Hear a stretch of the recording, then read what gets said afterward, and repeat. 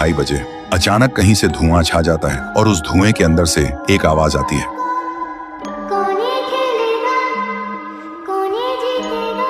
और फिर धुएं के बीच से निकलती है एक गुड़िया, गोल आंखें, एक बेजान सी मुस्कान, लेकिन चेहरा मौत का पैगाम।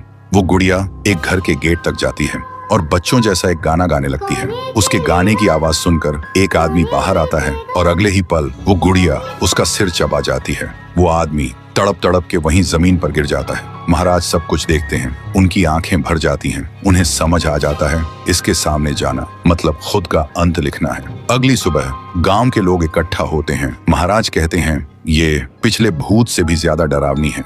इसे सिर्फ वही हरा सकता है जो मौत को पहले ही हरा चुका है। और फिर एक पूर्णिमा की रात सब लोग दिया जलाकर पुकारते हैं, आप वापस आइए, आपके बिना ये गांव जिंदा तो है पर जीने जैसा नहीं। तभी एक आवाज गूंजती है और उसी देह की आग से एक जलता हुआ पेड़ बनने लगता है और उसी पेड़ में से ठुन ठुन ठुन साहुर निकलता है। तभी फिर से वही धुआं छा जाता है और उसके साथ ही एक आवाज।